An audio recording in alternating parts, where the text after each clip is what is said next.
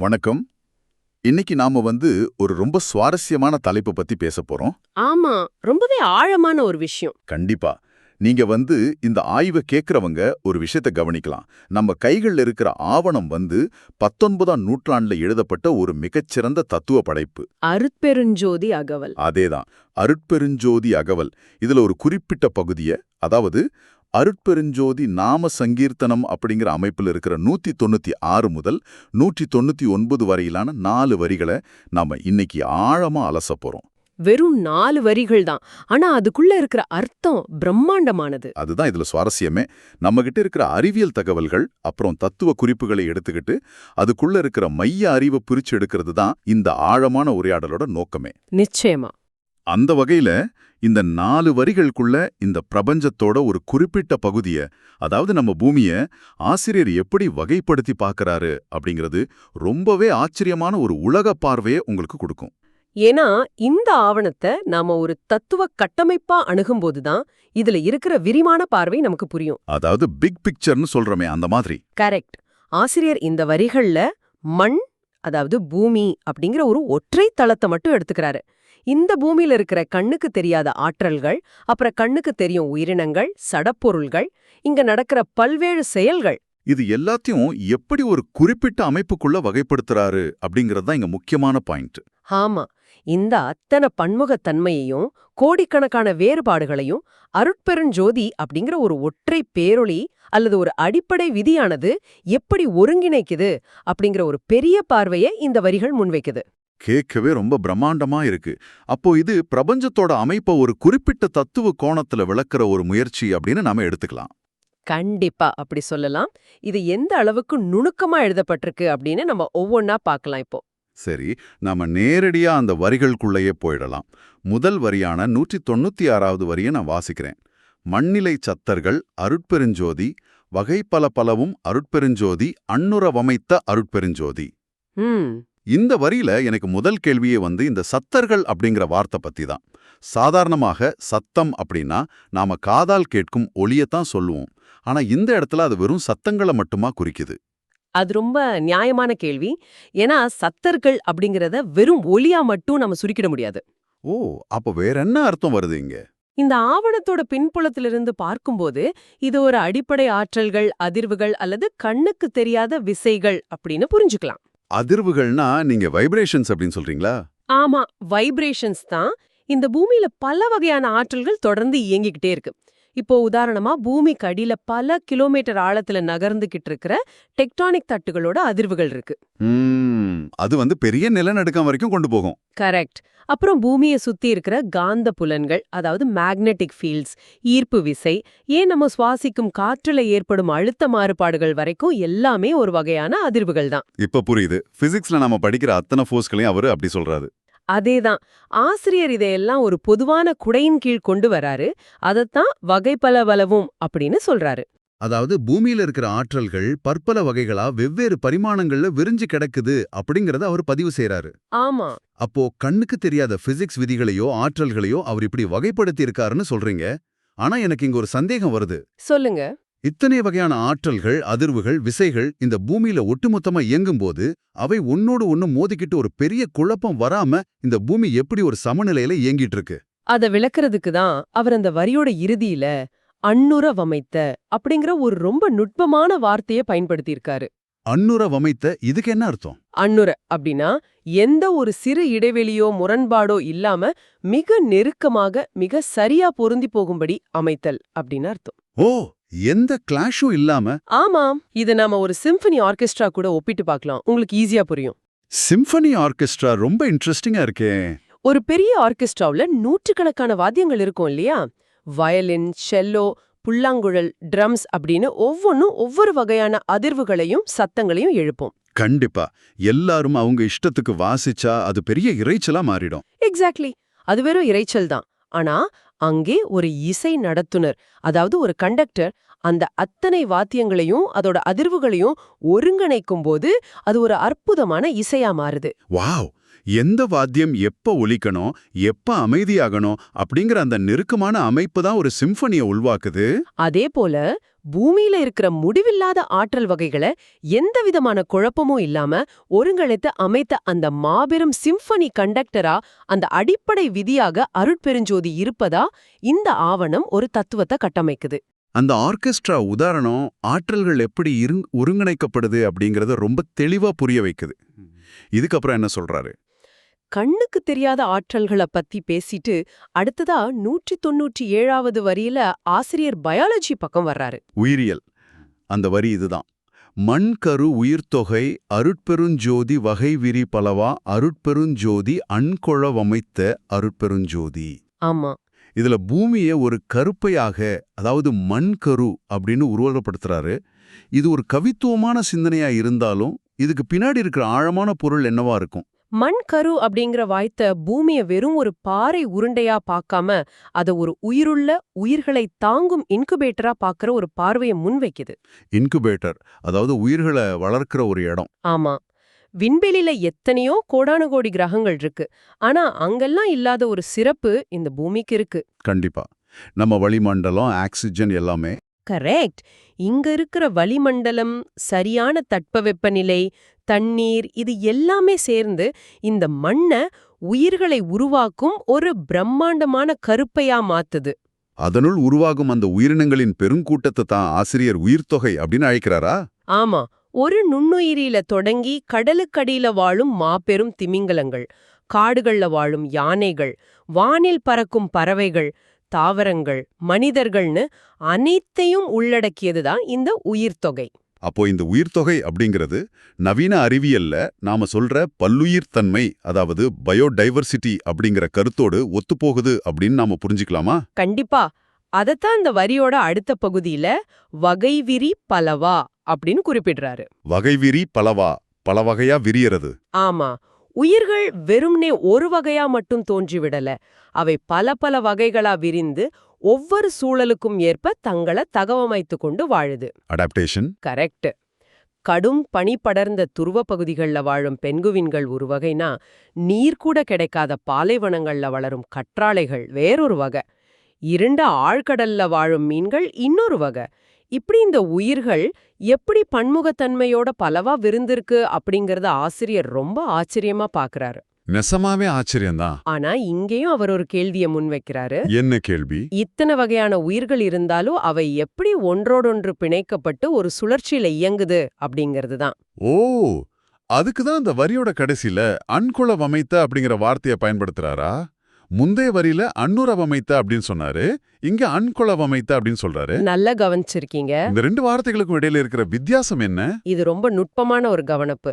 அன்னுர அப்படிங்கிறது ஒன்றோடொன்று நெருக்கமாக பொருந்தி இருப்பது. நாம அந்த பிசிக்ஸ் ஃபோர்ஸஸ் பத்தி பேசும்போது சொன்னோம் இல்லையா? ஆமா, சிம்பனி மாதிரி. ஆனா அண்கொழ அப்படிங்கிறது தன்னுள் அடக்கி அல்லது தன்வயப்படுத்தி ஒரு எல்லைக்குள் வைத்து பாதுகாப்பது அப்படின்னு பொருள்படும். ஒரு தாய் தன் குழந்தைய கருப்பையில தாங்கி பாதுகாப்பது போலவா? மிகச்சரியான உதாரணம்.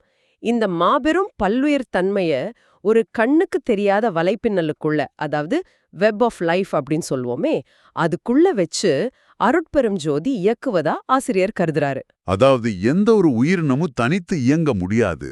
தாவரங்களை சார்ந்த விலங்குகள், விலங்குகளை சார்ந்த மற்ற உயிரினங்கள்னு எல்லாமே ஒரு பெரிய உணவு சங்கிலியில அடங்கியிருக்கு. அதேதான், ஒரு உயிரியல் சுழற்சியில அத்தனை உயிர்களையும் எங்கும் சிதறி போகாம ஒரு பாதுகாப்பான எல்லைக்குள் வச்சு அமைத்த விதம் பத்தி தான் இந்த வரி பேசுது. இயற்கை எப்படி இவ்ளோ நுணுக்கமா இயங்குது அப்படிங்கறத கேட்கும்போது ரொம்ப ஆச்சரியமா இருக்கு. சரி, ஆற்றல்களை பார்த்தோம், உயிர்களை பார்த்தோம், இதோட அவர் நிறுத்திடல.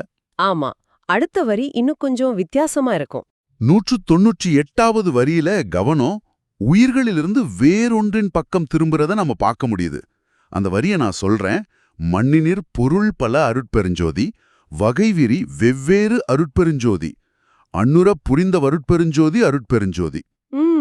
உயிருள்ளவைகளை பத்தி பேசிட்டு இருந்தவர் திடீர்னு உயிரற்ற சடப்பொருள்களுக்கு, அதாவது ஆப்ஜெக்ட்ஸ்க்கு ஏன் முக்கியத்துவம் கொடுக்கணும்? ஏன்னா ஒரு முழுமையான தத்துவ கட்டமைப்பு அப்படின்னா அதுல உயிருள்ளவை உயிரற்றவை அப்படிங்கிற பாகுபாடு இருக்கக்கூடாது அப்படிங்கிறது தான் இதோட அடிப்படை. ஓ, எல்லாத்தையும் ஒன்னா பார்க்கணும். ஆமா, மண்ணினிற் பொருள் பல அப்படின்னா பூமியில் உள்ள எண்ணற்ற சடப்பொருள்களை குறிக்குது. தனிமங்கள், உலோகங்கள், மலைகள், கற்கள், நீர், தாதுக்கள்னு எல்லாமே இதுல அடங்கும். அப்போ உயிருள்ளவைகளுக்கு எப்படி ஒரு பன்முகத்தன்மை இருக்கோ அதே போல சடப்பொருள்களுக்கு ஒரு பிரம்மாண்டமான பன்முகத்தன்மை இருக்குன்னு சொல்றாரு. கரெக்ட். அதத்தான் வகை விரி வெவ்வேறு அப்படின்னு சொல்றாரு. ஒரே மண்ணுக்குள் எப்படி இரும்பும் கிடைக்குது, தங்கமும் கிடைக்குது, யோசிச்சு பாருங்க. ஆமா, ஒரு சாதாரண கரியும் உலகிலேயே மிக கடினமான வைரமும் அடிப்படையில ஒண்ணுதான். ஆனா அதோட அணுக்களின் கட்டமைப்பு மாறும்போது அது வெவ்வேறு பொருள்களா விரிவடையுது. அதுதான் வேதியியல் மற்றும் நிலவியல்ல நாம பாக்குற இந்த அதிசயத்தை தான் அவர் பொருள் பல மற்றும் வகை விரி வெவ்வேறு அப்படின்னு வகைப்படுத்துறாரு. இப்போ எனக்கு ஒரு விஷயம் ரொம்ப சுவாரஸ்யமா படுது. என்னது? முந்தைய வரிகள்ல ஆற்றல்களையும் உயிர்களையும் வமைத்த அப்படின்னு சொன்ன ஆசிரியர் இந்த பொருள்களை பத்தி கூறும்போது அன்னுர புரிந்த அப்படிங்கிற வார்த்தையை பயன்படுத்துறாரு. ஆமா, அமைத்து அப்படின்னு சொல்லாம புரிந்த அப்படின்னு சொல்றாரு. இந்த புரிந்த அப்படிங்கிற வார்த்தை வருவதன் நோக்கம் என்னவா இருக்கும்? இதே இந்த ஆவணத்தோட மிக முக்கியமான தத்துவ துறப்புகள்ல ஒன்று. அனுரப்புரிந்த அப்படின்னா அந்த பொருள்களின் தன்மைய, அதோட உள்ளார்ந்த இயல்ப மிகச் சரியா புரிஞ்சுக்கிட்டு ரொம்ப பொருத்தமான முறையில அவற்றை உருவாக்கியது அப்படின்னு அர்த்தம். ஓ, ப்ளூ பிரிண்ட் மாதிரி. ஆமா, உயிருள்ளவற்றுக்கும் ஒரு இயல்பு இருக்கும், அது வளரும் மாறும். ஆனா சடப்பொருள்களுக்கு அதோட தன்மை ரொம்பவே நிலையானது. ஒரு வைரம் எவ்வளவு அழுத்தத்துல எவ்வளவு வெப்பத்துல உருவாகணும், ஒரு இரும்பு எந்த சூழல்ல உருவாகணும், அந்த மாதிரி விஷயங்களா? எக்ஸாக்ட்லி. நீர் எந்த வெப்பநிலையில தனிக்கட்டியா மாறணும் அப்படிங்கிற அந்த மிக துல்லியமான புரிதல் அந்த பெரோலிக்கு அல்லது அந்த அடிப்படை விதிக்கு இருக்கு அப்படிங்கறத தான் இந்த வார்த்தை குறிக்குது. ரொம்ப டீப்பான ஒரு விஷயம் இது. அதை விட ஆச்சரியமான ஒரு விஷயம் இந்த வரியோட இறுதியில இருக்கு. நீங்க அந்த டபுள் அருட்பெருஞ்சோதி பத்தி சொல்றீங்களா? ஆமா, முந்தைய வரிகள்ல ஒரு முறை மட்டுமே வந்த அருட்பெருஞ்சோதி அப்படிங்கிற வார்த்தை இந்த வரியில மட்டும் வருட்பெருஞ்சோதி அருட்பெருஞ்சோதி அப்படின்னு 2 முறை வலியுறுத்தப்பட்டிருக்கு. அது ஏன்? உயிரற்ற பொருள்களை பத்தி பேசும்போது மட்டும் ஏன் இந்த இரட்டை வலியுறுத்தல்? அது ஒரு மிகச்சிறந்த கேள்வி. மனிதர்களாகிய நமக்கு ஒரு பொதுவான எண்ணம் இருக்கு. உயிருள்ள ஒரு தாவரத்தையோ விலங்கையோ பார்க்கும்போது அதுல ஒரு உயிர் சக்தி இருக்கு, ஒரு இயக்கம் இருக்கு அப்படின்னு நாம சுலபமா ஏத்துக்குவோம். கண்டிப்பா உயிர் இருக்குன்னு நம்புவோம். ஆனா ஒரு பாறையையோ ஒரு துண்டு இரும்பையோ பார்க்கும்போது அது வெறும் உயிரற்ற சடப்பொருள், அதுக்குள்ள எந்த உணர்வும் இல்ல அப்படின்னு நாம நினைப்போம். ஆமா, நம்ம பார்வை அப்படிதான் இருக்கும். ஆனா ஆசிரியர் என்ன முன்வைக்கிறாருன்னா, அந்த உயிரற்ற சடப்பொருள்களின் அணுக்களுக்குள்ளும் அதே பேரொளிதான் நிறைந்திருக்கு அப்படின்னு சொல்றாரு. வாவ்! மடங்கு அழுத்தத்தோட பதிவு செய்யப்பட்டிருக்கு. ஒரு மரத்துல இருக்கும் அதே பேரமைப்பு ஒரு சாதாரண கல்லுக்குள்ளும் இருக்கு அப்படிங்கறத கூட தான் இந்த இரட்டை வலியுறுத்தல் அப்படின்னு சொல்றீங்க. ஆமா, அதுதான் இதோட மைய கருத்து. அதாவது உயிருள்ளவை உயிரற்றவை அப்படிங்கிற மனிதர்களோட பிரிவினையை தாண்டி எல்லாவற்றுக்குள்ளும் இருக்கிற அந்த ஒற்றைத்தன்மையை அவர் பார்க்கறாரு அப்படின்னு சொல்லலாம். சரி, இப்போ நாம இந்த ஆய்வின் இறுதி பகுதிக்கு வந்துட்டோம். 199வது வரி. ஆமா, இந்த வரி ஒட்டுமொத்த பூமியின் செயல்பாட்டையும் தொகுத்து கூறுவது போல அமைஞ்சிருக்கு. அந்த வரி மண்ணுறு நிலைபல அருட்பெருஞ்சோதி, வகுத்ததிர் செயல்பல அருட்பெருஞ்சோதி, அன்னுர வமைத்த அருட்பெருஞ்சோதி. சத்தங்கள், உயிர்கள், பொருள்களை பாண்டி இப்போ நிலைகள் மற்றும் செயல்கள் பத்தி இங்க பேசப்படுது. இதை நாம எப்படி புரிஞ்சுக்கலாம்? நாம இதுவரைக்கும் பார்த்தவ எல்லாமே ஒரு வகையான உருவங்கள் அல்லது அமைப்புகள் அப்படின்னு சொல்லலாம். என்டிட்டிஸ். ஆமாம். ஆனா ஒரு உலகம் இயங்கணும்னா அது வெறும் பொருள்களால் மட்டும் ஆகிவிட முடியாது. அங்கே மாற்றங்கள் நிகழணும்.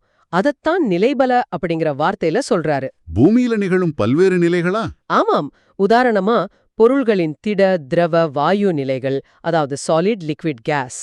அது மட்டும் இல்லாம பருவநிலைகள், தட்ப வெப்பநிலைகள், இரவு பகல் அப்படிங்கிற காலநிலைகள்னு பல நிலைகள் இந்த மண்ணுல தொடர்ந்து மாறிக்கிட்டே இருக்கு. இது எல்லாமே மண்ணுறு நிலைபல அப்படிங்கிற குறிப்புக்குள்ள அடங்குமா? கண்டிப்பா எல்லாமே இதுல அடங்கும். அப்போ வகுத்தத்தில் செயல்பல அப்படிங்கிறது அந்தந்த நிலைகளுக்கு ஏற்ப நடக்கிற வேலைகளை குறிக்குதா? மிகச்சரியா சொன்னீங்க. எந்த ஒரு நிலையும் வெறுமனே சும்மா இருப்பதில்லை. ஒவ்வொரு நிலைக்கும் ஒரு செயல் அல்லது விளைவு இருக்கு. Action or function. ஆமா. இப்போ நீர் திரவ நிலையில இருக்கும்போது அது பாயும் செயலை செய்யுது.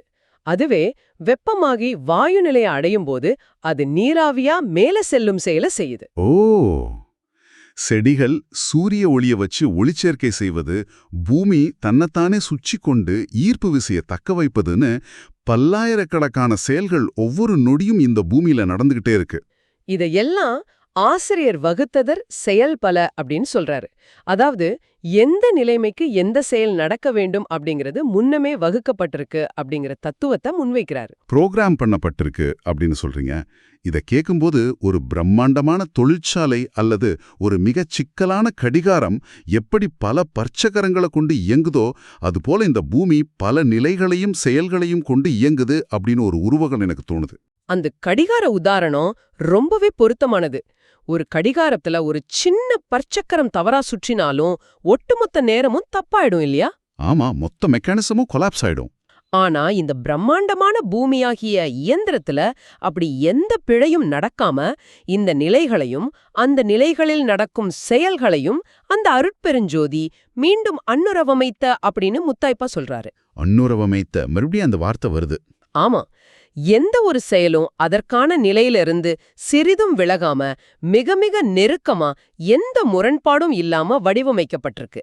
இது தற்செயலா நடந்ததல்ல, மிக பெரிய திட்டமிடலோட ஒரு பேரொளியால அல்லது ஒரு ஒற்றை விதியால வகுக்கப்பட்ட ஒரு முழுமையான கட்டமைப்பு அப்படிங்கறத இந்த வரி வழியா ஆசிரியர் நிலைநிறுத்துறாரு. நெசமாவே இந்த 4 வரிகளையும் ஒட்டுமொத்தமா பார்க்கும்போது ஒரு மிகப்பெரிய அறிவியலையும் தத்துவத்தையும் வெறும் சில வார்த்தைகளுக்குள்ள எப்படி அடக்கியிருக்காங்க அப்படிங்கிறது பெரிய ஆச்சரியத்தை தருது.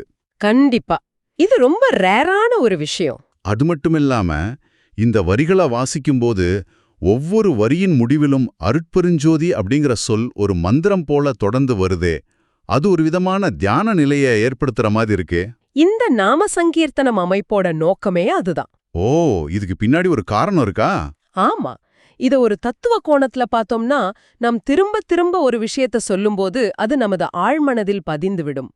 சத்தங்கள் அருட்பெருஞ்சோதி, உயிர்கள் அருட்பெருஞ்சோதி, பொருள்கள் அருட்பெருஞ்சோதி, நிலைகள் அருட்பெருஞ்சோதி, செயல்கள் அருட்பெருஞ்சோதின்னு தொடர்ந்து சொல்லும்போது இந்த உலகில் உள்ள அத்தனை பன்முகத்தன்மையும் வேறுபாடுகளும் அடிப்படையில அந்த ஒற்றை பேரொளியின் வெளிப்பாடுதான் அப்படிங்கிற ஒரு ஒருங்கிணைந்த பார்வை நமக்குள்ள தானாவே உருவாயிடுது. மிக சரி. இந்த யூனிஃபைடு விஷனை தான் ஆசிரியர் தன் வாசகர்களுக்கு கடத்த நினைக்கிறாரு. ரொம்ப அழகா சொன்னீங்க. நாம் இப்போ இந்த ஆழமான உரையாடலின் நிறைவு பகுதிக்கு வந்துட்டோம். இந்த ஆய்வு ஒரு சுருக்கமா தொகுத்து சொல்லணும்னா உங்களுக்கு ஒரு விஷயம் புரியும். ஆமா, வெறும் 4 சிறு பத்திகளுக்குள்ள ஒட்டுமொத்த பூமியின் கட்டமைப்பையும் ஆசிரியர் எவ்வளவு நேர்த்தியா கொண்டு வந்திருக்காரு அப்படிங்கிறது தான் இங்க ஹைலைட். கண்ணுக்கு தெரியாத அதிர்வுகள் மற்றும் ஆற்றல்கள் ஒரு இன்கியூபேட்டரா செயல்பட்டு பூமி உருவாக்கும் பல்லுயிர் தன்மை, இயற்பியல் மற்றும் வேதியியல் கூறுகளான சடப்பொருள்கள் மற்றும் இங்கு நிகழும் பல்வேறு சுழற்சிகளும் காரண காரிய விளைவுகளும், இது அனைத்தையும் தனித்தனி துண்டுகளா பார்க்காம இது அத்தனையும் அருட்பெருஞ்சோதி அப்படிங்கிற ஒற்றை அடிப்படை விதி திட்டமிட்டு எந்த குழப்பமும் இல்லாம வகுத்திருக்கு அப்படிங்கிறது தான் இன்று நாம எடுத்துச் செல்ல வேண்டிய மிக முக்கியமான செய்தி. ஆமா, இந்த பிரபஞ்சத்தோட, குறிப்பா இந்த பூமியோட பன்முகத்தன்மையை நாம் அடிக்கடி கொண்டாடுறோம். ஆனா அந்த பன்முகத்தன்மை சிதறிப் போகாம ஒரு மாபெரும் ஒழுங்கமைப்புக்குள்ள இருப்பதற்கு பின்னால் உள்ள அந்த ஒற்றை சக்தியின் கட்டமைப்பை இந்த வரிகள் நமக்கு ரொம்ப தெளிவா உணர்த்துது. சொல்லுவேன். கண்டிப்பா. எனவே இது கேட்டுக்கொண்டிருக்கும் நீங்கள் இனி உங்களை சுற்றியுள்ள உலகை பார்க்கும்போது உங்கள் பார்வை கொஞ்சம் மாறலாம். வீதியில நடக்கும்போது உரசும் காற்றையோ, மரத்தில் இருக்கும் ஒரு சிறு உயிரையோ அல்லது உங்க கையில் இருக்கும் ஒரு உயிரற்ற பாறையோ வெறும் மேலோட்டமா பார்க்காதீங்க. ஆமா, அதுக்குள்ள இருக்கிற அந்த ஆழமான கட்டமைப்பை உணரணும். அந்த பன்முகத்தன்மைக்கு பின்னால் ஒளிந்திருக்கும் இந்த மாபெரும் தத்துவ கட்டமைப்பை, அந்த ஒருங்கிணைப்பை ஒரு கணம் நினைத்து பாருங்கள். பல வேறுபாடுகளுக்குள் இருக்கும் ஒரு மாபெரும் ஒற்றுமையை உணர்வது நிச்சயமா உங்கள் உலகப் பார்வையை விசாலமாக்கும். ரொம்ப அற்புதமான ஒரு படிவு இது. இந்த உரையாடலை முடிக்கும் முன் இந்த ஆவணத்தின் அடிப்படையில் அமைந்த ஒரு சிந்தனை தூண்டலை உங்களிடம் விட்டுச் செல்ல விரும்புகிறேன். இந்த வரிகளின்படி இந்த பூமியில் உள்ள ஒவ்வொரு சிறிய அதிர்வும், கோடான கோடி உயிர்களும், உயிரற்ற பொருள்களும் நடைபெறும் ஒவ்வொரு செயலும் அருட்பெருஞ்சோதி அப்படிங்கிற ஒரு மாபெரும் விதியால் மிகவும் நுணுக்கமாக பிணைக்கப்பட்டுள்ளது என்றால், நாம் அன்றாடம் காணும் மனிதர்களுக்கிடையேயான வேறுபாடுகளும் நாம் அனைவரும் தனித்தனியானவர்கள் அப்படிங்கிற நமது எண்ணமும் வெறும் மாயைதானா? ரொம்ப ஆழமான கேள்வி. எல்லாவற்றையும் இணைக்கும் அந்த மாபெரும் ரகசிய அமைப்பை பன்முகத்தன்மை என்ற பெயரில் நாம் ஒவ்வொரு நாளும் காணத் தவறி விடுகிறோமா? இந்த ஒற்றை கட்டமைப்பு நீங்கள் தினமும் பார்க்கும் உங்கள் சுற்றுப்புறத்தை, இயற்கை சூழலை எப்படி பார்க்க வைக்கிறது? இதை பற்றி சிந்தித்து பாருங்கள். இந்த ஆழமான உரையாடலில் எங்களுடன் இணைந்து பயணித்ததற்கு மிக்க நன்றி. மீண்டும் ஒரு சுவாரஸ்யமான தேடலோடு சந்திப்போம்.